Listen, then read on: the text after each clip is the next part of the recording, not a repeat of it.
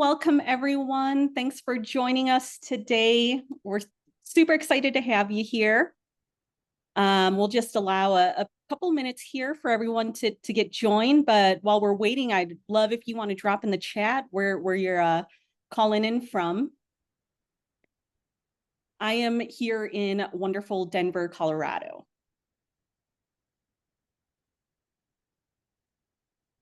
Awesome. Florida, Connecticut, Montreal. All right.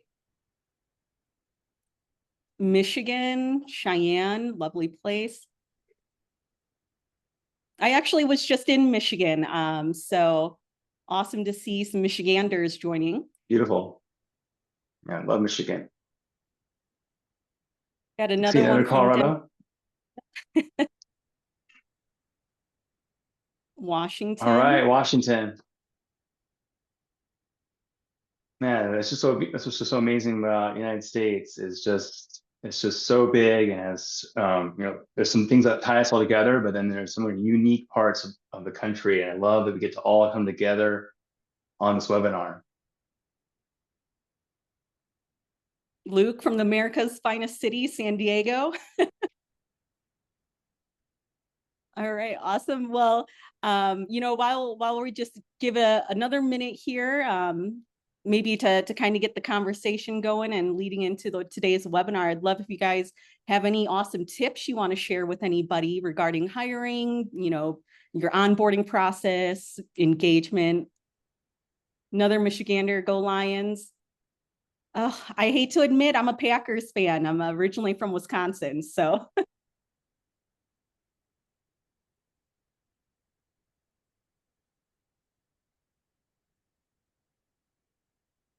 All right, awesome. So we're about 3 minutes in here. So we're going to go ahead and go Bears. Oh, no.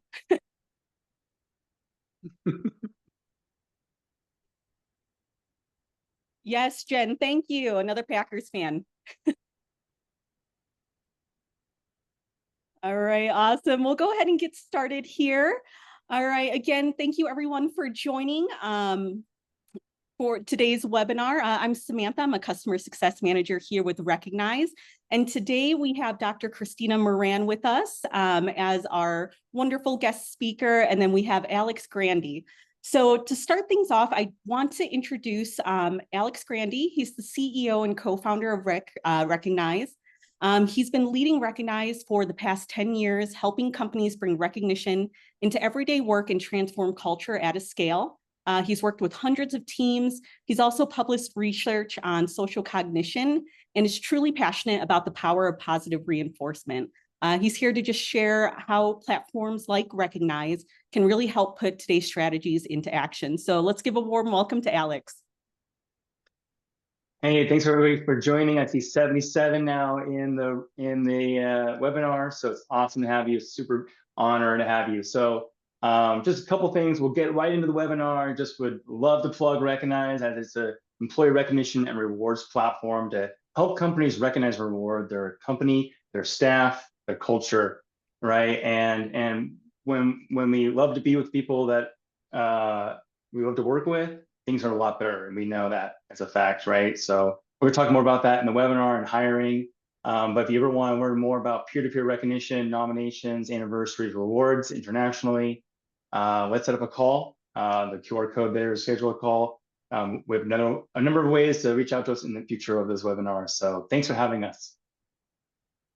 Thank you, Alex. And before we really dive in here, I'd love to hear from everyone. And I'd love to know, every organization's hiring funnel looks different. So I want to start with a quick poll. I want to know, when you think about your hiring funnel right now, where do you feel your biggest pain point is? Do you have too many applicants? Are your interviewing scheduling delays, meeting candidate expectations, attracting top talent? Are you struggling with identifying the right skills and, the right fit or other?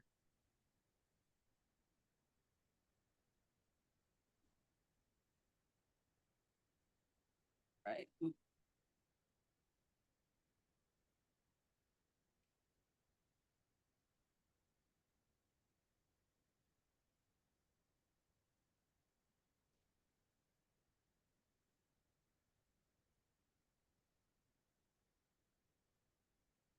So we'll leave that poll up here. Can everyone see that okay?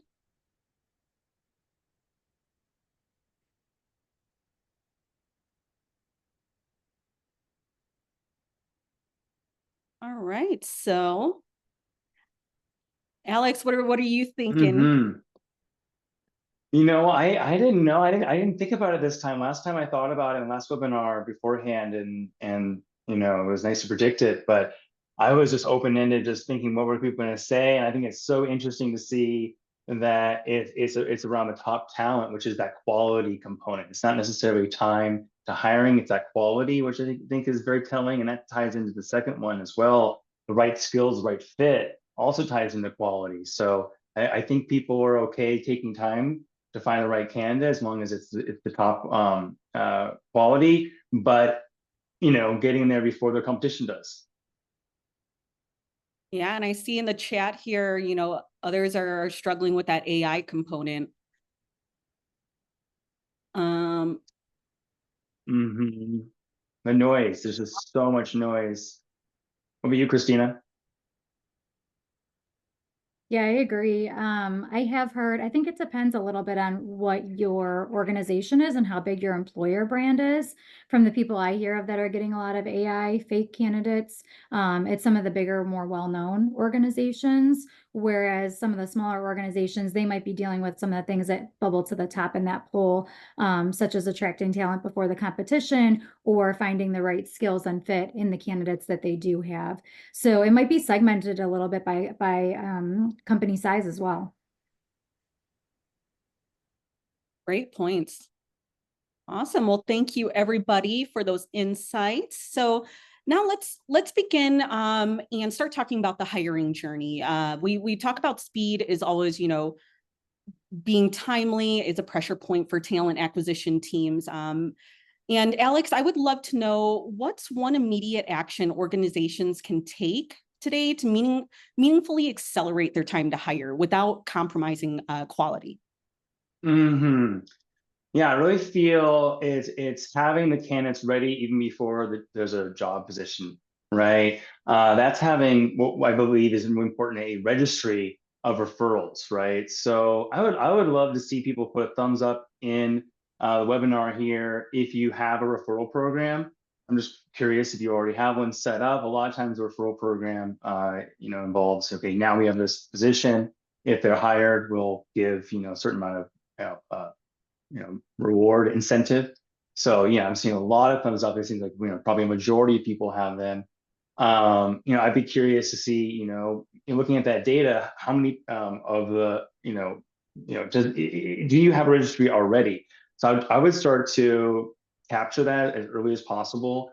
You know, really incentivize your, you know, your employees, you know, use your network, right, to, you know, be constantly asking people when they meet someone interesting, say, hey, who's the best marketer you know? And you know, if they can bring a referral once a month, just even if they're not even looking, maybe this person already has a role. You know, and I often case the high quality candidates already are working somewhere, as we all know. But if you can create that network, and you can use, I think, like Workday and things like that to track these things. If you don't, like we use Notion internally, we use Notion as our wiki, and that is how you can, you know, track those referrals. I think another important thing to be considering, especially in relation to that poll, is doing that salary survey. You know, looking at your competitors. You know, what are they paying?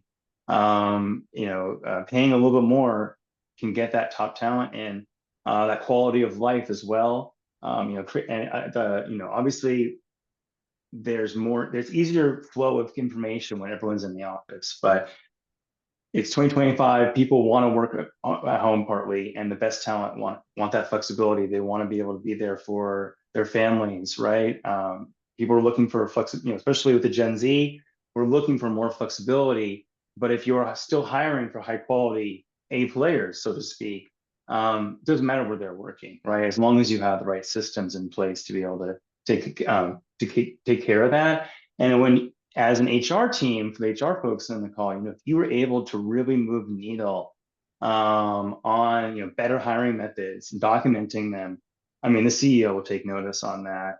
So I just am a big believer that birds of feather flock together. So, you know, you really want to push that referral program and have those people ready to talk to even before the role is ready. Great. Yeah, those are some great points. I love that little quote at the end, you know, great people attract great people. So awesome points. And, you know, obviously this is one part of the equation. Finding the right person for the role is almost kind of what makes or breaks the hire. So when you're evaluating your talent, what signals or indicators give you that confidence that you've really found not just a strong candidate, but the right person for the role and the business long term? Definitely. I mean, one thing that's shared across departments, because you know specific questions you'll ask in the interview process will be different for each role a lot of times. But then there's the company values, and that's the kernel of your organization, of the values. They drive every decision to success, right? And so again, I love to see a thumbs up if you feel you have great company values, and thumbs down if you feel like your values could use some work. You know, I was on a call earlier today with an organization. It was a credit union, and you know their values were, you know, innovation, caring, right? And I saw, okay, like will you actually hire and fire on innovation if you're a customer success rep at a credit union, for instance? You know, so you want to have company. I've seen a lot of thumbs up, which I'm super stoked. You know, it's awesome. You guys are, you know, it's great to have companies with great values that you're living and breathing and actually firing on them. You know, you take the value and you say, and I'll fire you if you don't have that. Right? Like that's how serious it is. Don't worry, nobody's jobs are at risk. I'm just saying, you know, you got to take it that seriously, and it's okay to reevaluate them. Okay, I saw my first thumbs down there. So not everybody, but most people are feeling good about their values, which is fantastic. Use those in the hiring process if you're not already. It's so important to do that. You know, if you're a small company of under 20 people, you can oftentimes get by without necessarily having values, because the people you're hiring are so passionate and dedicated, and you know they're hippos in themselves already. But then when you start growing, and your first 5 predict your next 50, and your next to your next 500, right? You want that staying power in your culture, which is why being able to hire on those values, and you have those questions in your score sheet, tying into the values to the questions. You're not literally asking someone, are you an ally? Are you, not a jerk, right? You find those out through more clever questions, obviously. And I'm going to talk, maybe we'll talk more about AI in later questions, but I will mention that there's tools like Eightfold, for instance, Eightfold.ai, that can test on values as well, in the filtering process. I just want to say, kind of a side note, I think that, regardless of what our core values are now, resourcefulness is such a key attribute, right? Someone who's resourceful has a can-do attitude. They are a high performer, people who get in there, figure it out, and are resourceful. And I think we all know that mediocrity can drive away excellence, right? So you want to keep that high quality, in doing so first and foremost through the values, and also again through the referrals, making sure the candidates that you're working with are ones that already have and care about things that you care about. So those are a couple of the things that I think are important to really driving home the signals. Absolutely. I definitely agree with you. Values are the foundation of everything you do, right? I'm sure a lot of us can relate and have felt the frustration of working with somebody who doesn't share those same values, or, doesn't share that same motivation. So definitely understand there, Alex. Great points. And, when we're talking about the role itself, hiring managers definitely play a critical role here as well. And we want to, sometimes that clarity has to start well before the interview process. What guidance can you share with hiring managers to help them define roles with greater clarity and alignment, so that the process sets both the candidate and the team up for success? Yeah, I think it just comes down to, again, I'm trying to hit home on some basics that maybe you're already doing, but how successful are we in these things, and can we be better? I think about just just refining our craft more and more, even again with the core basics that can really drive really future positive change. I mentioned scorecard earlier for hiring, where each column is a different candidate, right? And then you have your values along the rows. But having a scorecard with your team, every department should have a scorecard, a weekly scorecard that you're measuring with data.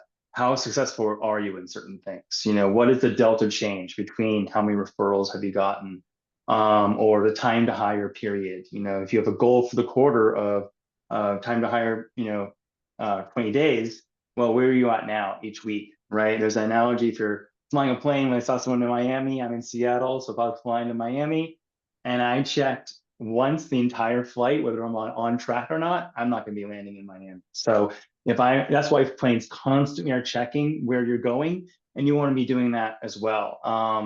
So one thing, and then you can run experiments around these data points to see if you can move the needle on these initiatives. One thing I think is important is clarity of role. And that comes back down to that job description you put out on Indeed or wherever you're posting jobs, right? If you look at Indeed and you look at job descriptions, a lot of time they're generic. It seems like there's one company copies another. And, if you're a small org versus a large org or what you're doing, I mean, every job description should be very unique.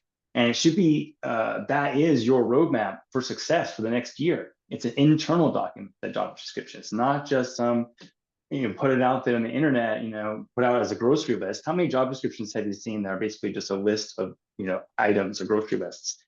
If if I just hand someone a list of ingredients, one person's going to make a casserole, another person's making lasagna. You want to really make your job descriptions be paragraph form and talk about what is success at 30 days, 3 months, 6 months, a year.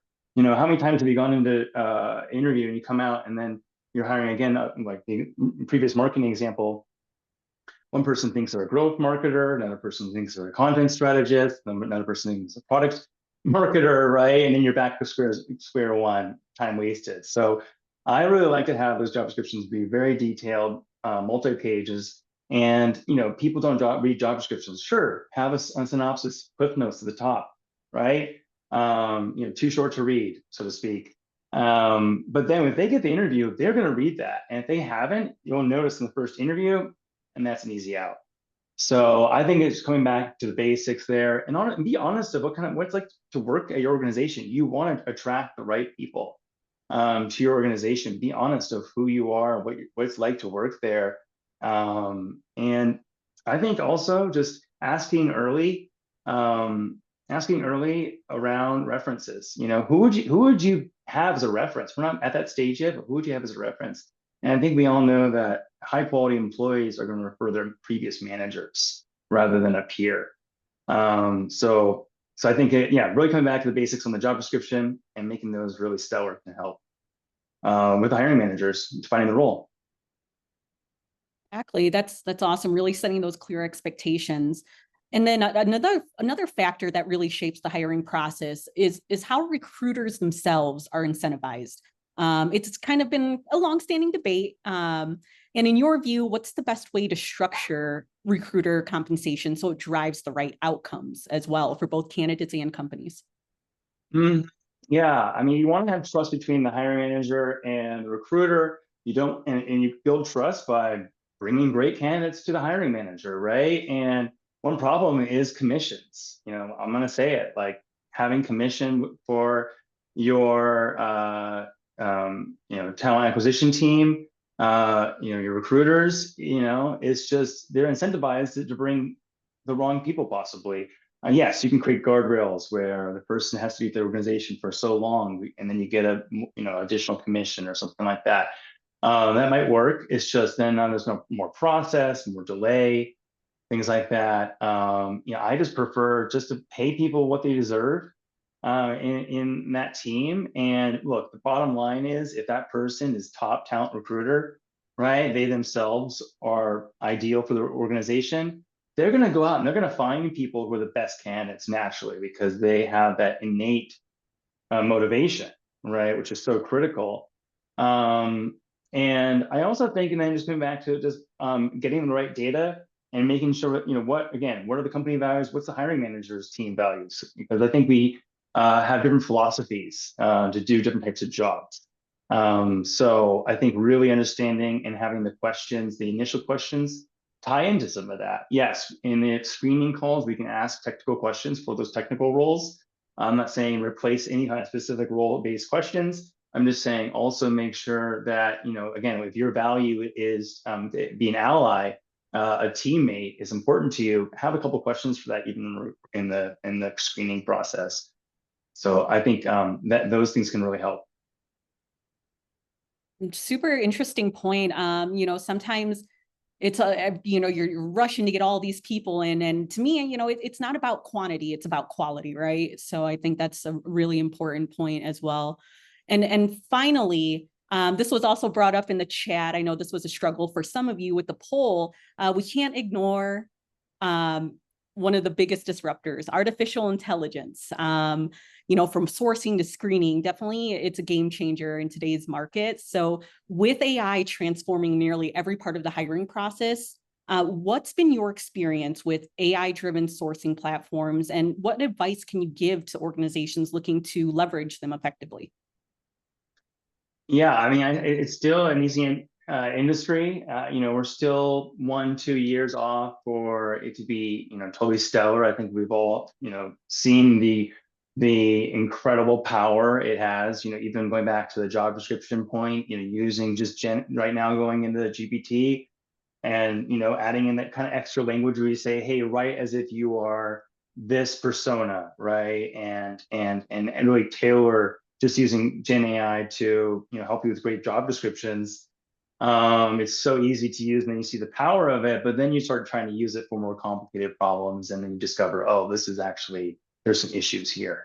A lot of my experience the last year is really around honestly the coding side, and then hooking up Claude or and other types of Gen AI, using I think a phrase we're going to hear more and more, MCP servers. MCP is this idea of being able to take things like our program recognize, or maybe it's again, I mentioned Workday earlier, Paylocity, and hooking that up to a Claude or a ChatGPT where you actually can start chatting with these tools. So that's where I've been more my focus, but I've been hearing a lot and talking to a lot of people in the industry around these like structured situational judgment tests, which are basically just kind of gamified questions. And I think this is, where, there is idea of, you interview, you ask these questions, people often lie. 57% of time, people have lied on their skills, either on their resume. A number of studies have shown somewhere between 40 and 50% on lying on resumes and or on their skills. So, that's why they started doing homework assignments. But how annoying is it to make people do free work? Whenever we hire team members, we hire them as a contractor, we pay them to do that work. But that can be costly to at scale and very time consuming, these homework assignments. That's where there's tools like Harvard. I really think Harvard, they've been doing acquisitions. I think a lot about biases as well. I'm concerned about AI biases. We've heard about these types of things. It can be, to me, very scary, honestly, when you have AI that you feel like you trust, and then it has bias. So Harvard actually I'm not, by the way, have any connection to these companies I'm mentioning. I would like you to check out Recognize. But other than that, I'm just telling you what I find really interesting in the market. So Harvard has third-party assessments for them, and there's also a tool I mentioned, Eightfold, as well. Eightfold, I think .ai, and they they can mask, which is interesting. They can mask the name, the address, the photo, all the information, and judge them based off of skills sorting. And I can put some of these links in a second into the chat. I think these can really help. I also, up and coming one, more affordable, I think it's like $200 a month, is Lightspace, LITE space.io. Another AI, skills sorting solution as well. But yeah, Harvard's cool because it asks questions, situational questions. And I think instead of doing a homework assignment, you can then have them do maybe these questions where each one can get harder as well. You can also somewhat make these manually using something like Typeform or SurveyMonkey, where each question, has a, right or wrong answer essentially. But, people can rely on things like that. That's where something more sophisticated AI can help. And I just want to close on the idea that, in that Jim Collins' book, again, going back to basics, I think it was written in the 90s at this point, but Jim Collins' book, Good to Great, that good is the enemy of great, right? And sometimes you can just be going along with the emotions and things are good. All the great stories, all the great success stories happen because something bad happens. And then, so, you have to go after the great. So I always just kind of look to see, okay, what parts of the business use that scorecard, what things are, red, but also what things are yellow too. What things that we should double click on. It may not include AI right now. It all depends on what your problems are the most now. But yeah, definitely sorting if you have overabundance or that filtering of AI. You're having to deal with AI candidates. You got to fight AI of AI essentially. That would be a great usage there. Awesome. Well, thank you so much. Yeah. Thank you for sharing all of your insights. I'm definitely going to have to pick up that book. I always need some new reading material. So I really appreciate everything, Alex. And now that we kind of explored the hiring side of the equation, we want to shift into kind of what happens after the hiring, going into the onboarding and engagement. And I'd love to hear from everybody again. So I'm just going to go into another quick poll. And I want to know, which of the following would you feel has the biggest impact on hiring at your organization? So again, we'll leave this up and give you guys a minute or so to put your answers through. And I do want to let everyone know we will have a live audience Q&A at the end of the webinar. So we'll leave some time for that. So feel free, any questions you may have throughout the webinar, to drop those in the Q&A chat. So clearer structure with a 30, 60, 90-day plan. I know Alex touched on that. Micro-learning modules with buddy systems for a faster ramp, manager playbooks with built-in recognition prompts, embedding a recognition into everyday workflows or other. Feel free to drop that in the chat as well.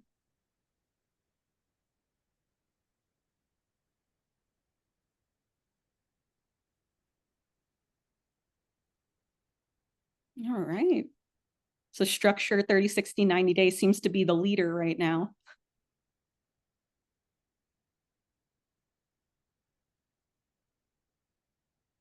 Yeah, that's really interesting. That's the last 3 webinars we've done, that's the most telling survey we've done. I mean, look at that. Not to say that the other ones aren't important, 20% on the bottom 2 around playbooks. I think playbooks ties into, not just for recognition, but in general, that ties into the clear structure. Yeah.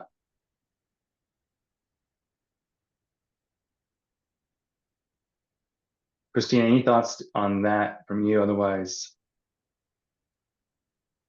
Yeah, I mean, I think it ties in with what I see, which is a lot of people just find that old Word document of their onboarding plan from the last time they brought in an employee, dust it off a little bit, maybe tweak a couple things, and then fire it off, and that's the onboarding plan they use. There's not a lot of decision tree or decision mapping that goes on to customize the employee experience. It's just a little bit of like, this is what's worked. Let's just keep doing it unless it doesn't work anymore for some reason. And that's partially efficiency, right? And that's just partially not being as innovative or improvement minded in that function. Yeah, Yes, and I just to double click on what Amy said in the chat. I think it's all about holistic, right? It's all about holistic. And that's what can be overwhelming, though, is when you feel like you have to do so many different things. I think that's why mapping it out and having it, all structured in one place can help kind of cut through the noise. But I agree that it is holistic. absolutely. All right. Well, thank you everyone for participating in that poll. And I'm excited to introduce our next speaker here, Dr. Christina Moran. She's an award-winning psychologist and a leading expert in sustainable behavioral change. She's also coached leaders and rising talent at organizations ranging from mid-sized firms to Fortune 100s. And she's had proven impact across leadership, people operations, organizational effectiveness, and even areas like marketing and global collaboration. She's also a published thought leader with her research appearing in top journals and as well as Harvard Business Review. So welcome, Christina. So great to have you. I know Alex shared some excellent insights on the hiring process. I'd want to expand on that just a little bit and talk about what it takes to scale talent acquisition while keeping teams energized and effective. So from your perspective, we'd love to know how an organization can scale talent acquisition without overloading their teams. Yep, definitely. I think it's a common challenge, especially with a growing organization, as I know a couple folks had noted in the chat. There's humans and there's machines, right? You have to really employ one or both or some combination of the two in order to make that engine work as effectively as it can. And you're dealing with human beings on the other end of that equation. So there's only so much you can take the human element out of it. I know some organizations have had success adding in things like one-way interviews, recorded interviews, things like that, skills assessments, similar to what Alex was mentioning, all those kind of pieces and parts that help improve the quality of hire while hopefully not diluting that human touch too much. And I think that that's what many organizations are trying to find the balance on, right? Is how can we keep that human touch strong? Because as humans looking for jobs, that's what we want. We want to feel treated like a human being and not just a number, but also be efficient and make the best use of our time. And if we're not the right fit, tell us that early on so we don't spend as much time investing in an organization that it really isn't going to pan out.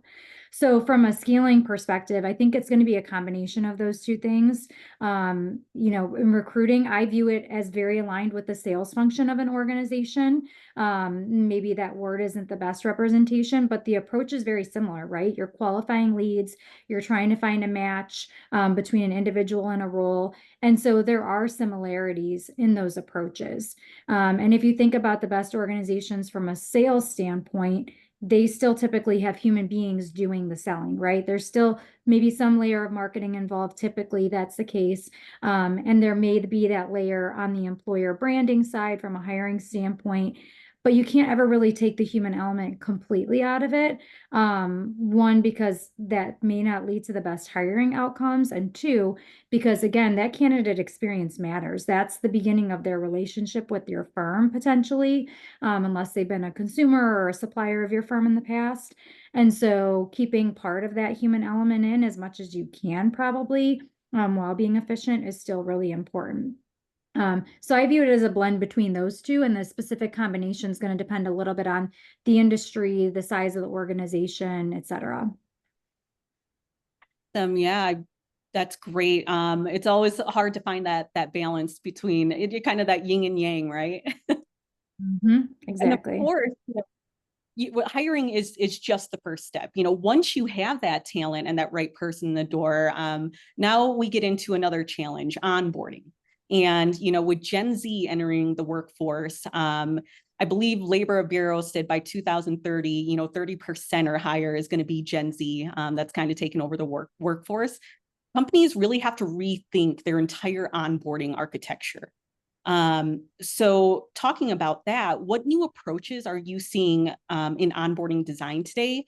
How are companies adapting to meet those expectations of the new generation coming in, and which strategies are proving most effective for scaling as well?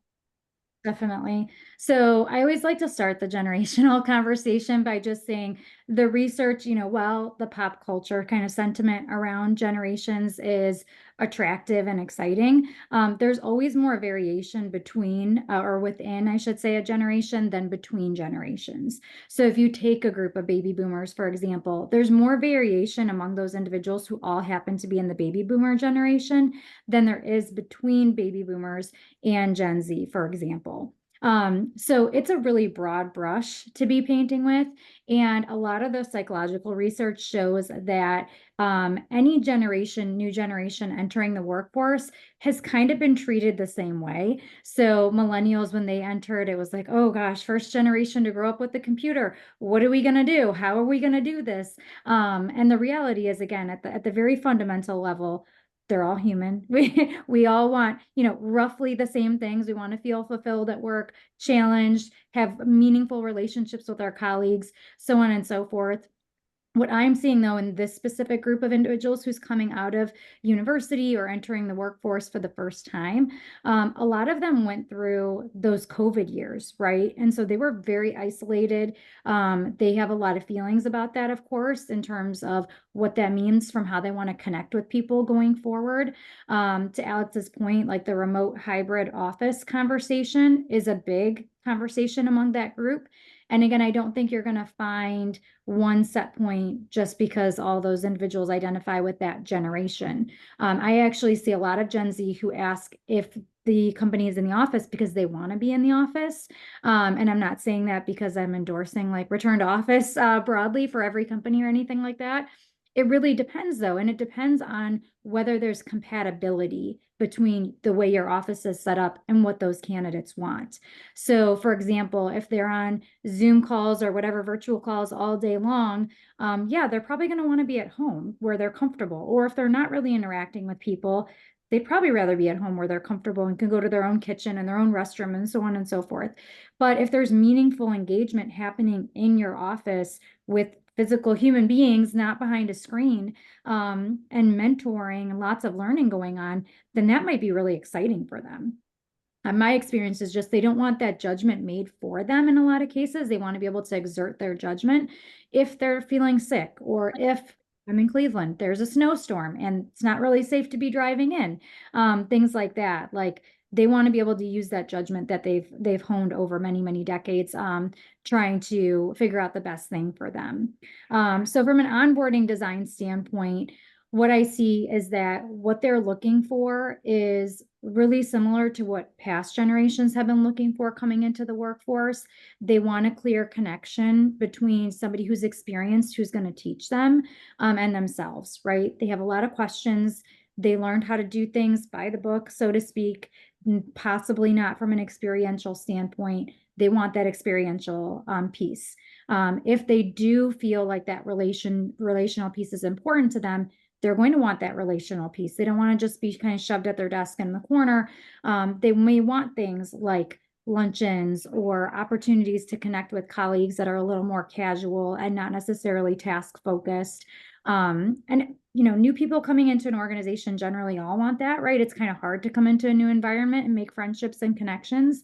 So again, I don't think this is unique to Gen Z, but they're kind of all going through it roughly the same time. So those are some of the pieces that I see, and I think strong onboarding design principles still apply. So thinking about what you're doing, making it meaningful, kind of starting with the relational piece as the headline if you can, as much as you can. Obviously, there's compliance things that have to happen early on, but I would make that first, few days at least, if not first week, be heavily relationally focused. And I don't mean that like you have to overbook them 8 hours a day in meetings, getting to know people, but the emphasis on getting to know the people they work with, forming meaningful connections, having people that they can ask questions of, and then starting to ramp up more on the technical side of things and the project knowledge and the ways that they're going to contribute to your organization. That those are things that typically still apply. Awesome. Great points. And how do you feel buddy check-ins kind of fit into the onboarding process? Yeah, so buddy check-ins, peer partner program, whatever we want to call it. It's a great way to just designate somebody that person knows I can go to. And again, kind of take off that hesitance or that intimidation, or what I see is a lot of people who are entering the workforce for the first time or in that early career area, they tend to like self-edit or hold themselves back, we'll say, from asking questions because they don't want to bother people, right? That's what I hear all the time. I don't want to bother somebody. And it's like, well, you're trying to find the tools and resources you need to do your job. So I think that they want you to come ask them if you need something, if you're stuck. Certainly over time, they want you to show that you're trying to use your independent judgment and be a little bit resourceful and use the tools that you've been given. But if you haven't been taught how to do something, then obviously you need to be able to do that. So those experienced folks, those are probably the most in-demand people in your organization. They might be managers. They might be leading some of the most important projects in your organization. So that's where the challenge comes in, is they can't always have the time that they would like to mentor.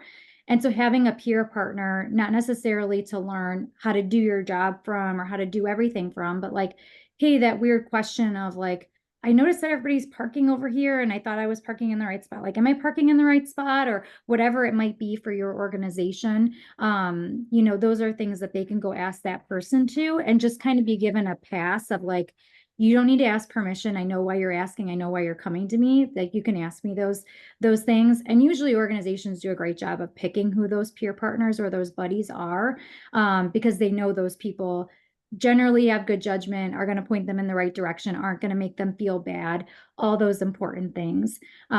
So whether it's proactive, I mean, I like to kind of suggest an introduction at the beginning and make sure that people are getting together and meeting on that first day and spending a few minutes together, so that the relationship at least has a formal start. But then from there, it can be more prescriptive or more just reactive, depending on what works for your organization. But it's really important because, again, pulling people into the relationships and the community of your organization is a really big piece of them feeling like they made the right decision by coming there. Absolutely. Those are great points. I love that. And, you know, of course, the learning doesn't stop at the onboarding, right? We also want to think about how can we scale knowledge across a growing company. And I know Playbooks was dropped in the chat by a few people here. And, you know, those playbooks exist. It's all about keeping them fresh and accessible to everyone. Definitely is going to benefit. What's the most effective way to share knowledge across teams when we're talking about playbooks? You know, using tools like Notion or other platforms? And how often should those be updated and stay relevant? I know you had, you know, we dust off the old onboarding book, you know. Exactly. When we need to is probably a lot of people's answer here. But I would say there's no wrong way to do it, right? Like, it doesn't have to be a certain way. I do hear a lot of organizations use Notion. I've never personally used it. If that works for your organization, awesome. There's so many different things that can be done, right? Some organizations are large enough, they invest in a learning management software. Other organizations, it might be standard operating procedures, Word documents, checklists, things like that. Again, I don't think there's any wrong way to do it. I just think if there's a way to help people remove from the millions of decisions they're making in a day, right? Like, we're all overloaded. We all have a lot going on. And so if you think about it that way, like, what decisions can I help somebody make effectively or not spend as many cognitive resources on? Because then they can, you know, direct those cognitive resources to things that are more challenging and do require more attention. Those are generally good things to do. So whether that's a checklist, again, if it's a standard operating procedure, which is just kind of a fancy word for like a list of how you do something, instructions, if you will. If it's Notion, if it's SharePoint, you know, Microsoft, if you're a Microsoft organization, they have Stream where you can upload videos and kind of like make bare bones, if you will, learning management system, maybe without a ton of like centralized reporting. There's a lot of ways that people get creative about doing these things. So there's no wrong way to do it. In terms of updates, I think it's really important that there is somebody who is checking on it fairly often. So like, if there's a bunch of peers that are updating it, then what can happen is then maybe it's not up to date anymore, or somebody overwrote some important information or put in a way that's really more of a judgment call. That's not necessarily the way to do it. It's just that person's way. So it does help to have a champion in each area. That's going to take some time. And to me, it's one of those tasks where it's important, like it needs to get done, but it's not urgent. Nobody's banging down your door asking for it to be updated usually. And those are the types of tasks that I like to put a quarterly reminder or a monthly reminder on my calendar for, because otherwise it's been 6 months or a year or longer than that, and you haven't checked on it. And then all of a sudden somebody's doing something that you're not understanding why they're doing it that way, and it seems incorrect. And then they're like, oh, well, the document says to do it this way. So you can certainly be reactive in that way, and that's not wrong. But if you can just kind of put a regular reminder on for whomever that champion is to check in on those, that can usually be pretty helpful too. Yeah, absolutely. And I know you touched base with, and that's kind of one of the huge struggles, right? Everybody's very, very busy. And sometimes they don't have time for those things, which kind of brings me into the big shift in learning and development right now. And it is micro learning. Those more frequent trainings that fit naturally. And, for those who may not be familiar with microlearning, could you maybe explain a little bit more on that? And in your experience, how does this contribute to accelerating productivity and engagement? Yeah, definitely. So micro-learning is just a fancy kind of intimidating word for like short bursts of learning, if you will.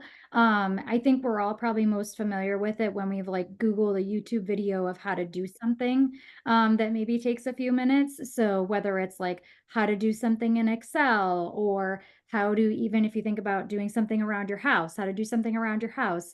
That's what micro-learning is. It's very narrow. It's focused on usually just one specific task, if you will. It's not more general like anti-harassment or inclusivity or something like that, which is much more broad and can be kind of personalized to the organization a bit. So I personally see microlearning work great in technological types of environments. So organizations that I've seen, whether they have a specific type of software that they use or something that's really particular about the way something occurs in a program, that microlearning can be great because they need to know, the employee needs to know how to do that specific thing at that specific moment. They don't need the hour-long overview of how to get started in whatever program they're in or the advanced version of that. They just really are stuck on one particular task. Certainly they could go ask a human being that works at your organization, that's a possibility, or obviously use an AI function that's out there that maybe can help them with that. And that may even be a connector of them to some of those micro-learning resources that are available more broadly. But I would say if you have things that happen in your organization that are probably technologically based and or very specific, then microlearning might be the way to address it. And you could even make little pieces of microlearning that all compile into a series if somebody did want to go through it on a more like linear basis. But the whole point is that like nobody's journey is exactly the same. And so being able to pull out just that one little snippet that you need at that moment, microlearning is a great ability to do that. And when you do that, you're enabling employees to be more independent, to be more self-sufficient, to maybe actually see how it's done and how it should look on their screen, which is wildly important from a technological standpoint. And people generally like to be independent. So when you're enabling them to do that and feel empowered, like, oh, I figured this out on my own, it can be a self-esteem boost. It can make them feel good about the resources their organization has, which can have all kinds of other positive effects. Yeah, awesome. I love that. And, you can also throw in that micro learning with your 30, 60, 90-day structure, right? And then give those shout outs or those recognitions when they hit those milestones and finish those little micro learnings. Gallup found that employees who are frequently recognized see a 14% boost in productivity. And, those highly engaged teams, they actually achieve a 21% greater productivity overall as well. Love that. Now, all of this, the hiring, onboarding, learning, it all ladders up to, culture and values. When all of those are aligned, it becomes real. It's for organizations, Christina, who might not have a recognition platform or any existing platforms to kind of tie all this in together. How can they really set that tone for a recognition first culture and really drive home those values? I know Alex touched on that as well. Yep, definitely. So what I would say is a couple different things there. So one, is it in your values? And your values are the most important behaviors at your organization, in my opinion, right? So if there's not something in your values that points to appreciation, recognition, acknowledgement, whatever it might be, then people aren't going to prioritize it. So that's not to say that that applies to everybody, but that's a consideration that I would immediately just want to mention. Also, related to Alex's point, one of my favorite quotes by one of my good friends is, your culture is defined by the worst behavior you accept. And how many of us are accepting cultures that there's a lot of criticism, there isn't a lot of support or upliftingness going on. There's psychological research that shows that it takes 5 positive statements or 5 pieces of praise to every 1 piece of negative feedback or criticism to counteract that psychologically for a person. So negative feedback or criticism has 5 times the weight that we put on praise or nice things that people say to us. And honestly, this was hammered home. I took my daughter to a Disney concert a couple weeks ago, and there were so many uplifting messages, like to the point where I'm tearing up. They're telling these kids, you can do anything, you can be anything, like all these really nice things. And I'm like, gosh, I forgot that that's how childhood was. And like, people don't do that anymore. They're just always coming and asking for what they need or pointing out what was maybe a little bit incorrect about something. And so I think I would ask you first, like, where does your organization stand on that? Do a little bit of soul searching and thinking about that, because it's not enough to just slap a word on a wall. And is it something that we're going to reinforce in our day-to-day and uphold, especially our most senior leaders too, right? Because like sometimes we give our senior leaders a pass on values because we're like, oh, they're busy, or oh, they're doing really important things for the company. And it's like, it's kind of like a parent in the home, in the sense of like, they need to be setting the example. You can't just be saying this is important and not spending any time on it, because if you don't, nobody else in your organization will either. So I see all those things as being very tied together, but also, like all values, you need to be authentic in your organization too. Absolutely. And, SHRM, also another just fact I want to put out there, recognition programs with that, organizations with recognition programs do see a 41% increase in employee engagement as well. So I'm all about giving those shout outs and, starting early on from the onboarding process, setting that precedence from the very beginning. Awesome. Well, Christina, thank you so much for joining us today and all your insights. We do have a few questions here that we're going to get into. And, I'd love if you could share just a couple thoughts here, or some of your tips. How can, I know we talked about quality, right? When we're talking about speeding up the hiring process. How do you do that without sacrificing? Yeah, so my lens is probably going to be different than Alex's, but coming from a psychological background, I firmly believe that you can tailor a really strong, effective assessment, and that can help really inform you on your quality of hire. So a little bit of my background, I used to do fitness for duty assessments of police and fire candidates. That's high stakes, right? CEOs as well in that role. Those are high stakes roles. And so you have to get those right. You get those wrong and people's lives are at stake. And so like what we're doing in a corporate environment certainly isn't that cutthroat, if you will. But obviously there's a way to make sure that your candidates are going to work out better than perhaps people are right now. And it's just because that experience isn't there, that expertise, and the way that they're approaching it maybe isn't as focused on those outcomes as it could be. Awesome. Great.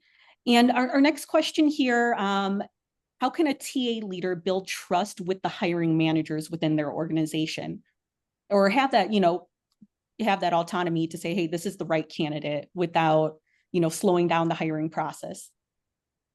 Alex, do you want to take that one, or would you like me to? No, go for it. I think I tried to touch on that with the values, but I'd love to hear your perspective. Yeah. So for me, all great relationships, or all trust starts with great relationships. And so getting to know the other person, not just treating it as like a customer service transaction, really letting the hiring manager know that you're there to support them and their goals, not just fill a seat. Not just do something that ends up getting you a bonus or a commission or something like that. So I'm a firm believer in getting to know other people and their goals and objectives first, because that forms the foundation for trust. And then, of course, doing what you say you're going to do is hugely important. If you're not going to meet a goal or a deadline or a commitment, you need to own that. You need to just simply say, hey, I know we said we are going to meet this by this date. Unfortunately, that's not going to work out. Here's my plan for what we're going to do to adjust going forward. Are you comfortable with this? You know, just really taking that accountability is huge.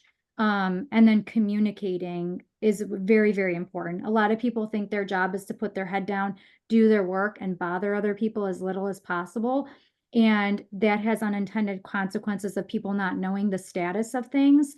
So I always like to think about, how can I make this easy for the person? Let them know, here's where I'm at, here's what's going on. I don't need anything from you, or here's the decision we need to make. Here's my proposed approach for that. Like, be direct, make it easy for them to know what's going on. Don't make them hunt around for information or what the status is. Those are all things that breed trust. Yeah, I love that. Yeah, you have to build that relationship with everyone, including the candidates, correct, right? Now, this next question is very specific to a particular organization. What approaches can help smaller CDMOs stand out to recruit and retain top candidates against big pharma? Yeah, so it's difficult, right? But I think it all comes back to your employer value proposition. So what are you offering that would make somebody want to come work at your organization? My experience is that in smaller organizations, decisions get made faster. Those relational pieces are important, but performance is still pretty well known, right? Like in a smaller organization, you can't hide. So if you're a high performer, not to say that you never want to work at a larger organization, because that would be too broad of a brush, but I do think that there's something in the magic of knowing the people that you're working side by side with and feeling like you're working next to other high performers. And honestly, it's one of the greatest gifts that a high performer can receive, is to be surrounded by other high performers. It's really, really important for them. So your employer value proposition, the configuration might not look like big pharma or some of those other organizations where you have high compensation and stock options and all these, like, wonderful benefits, but maybe you have something to offer culturally that they can't, or maybe the flexibility that you have beats them or far exceeds them, or maybe you have really focused on performance and growing the organization, and that's exciting to somebody over just kind of being another cog in the giant wheel. Yeah, great points. Awesome. And I know we're coming up on time here. If you just have a quick, second to just touch base on AI, and just a quick thought on that. Yeah, so I don't typically use a lot of AI sourcing tools. Again, I have a lot of experience with making quick hiring decisions and doing that effectively. So like I have my own kind of like mental process that I go through to make sure that a candidate's going to be a quality candidate. But I think Alex shared a number of great resources that I'm definitely going to look up. I took some notes on those because I think they can, especially when you're reviewing a lot of resumes and trying to make a great hiring decision in a giant pool, that can speed things up dramatically. Awesome. Yeah, Awesome. I mean, even creating that 30, 60, 90-day plan, using a series of prompts to get to a great one could be good. Yeah, great add on there, Alex. And everybody, I know we're getting to time here, and we would love if you follow us on LinkedIn. Also join our newsletter, for that way you can attend any of our future webinars and kind of see all the exciting things happening with Recognize. And if you do want to continue the conversation or have any additional questions, we have all our contact information here. We'll also drop those links in the chat for you as well. But thank you so much, everyone, and have a great rest of your week. Thanks, everybody.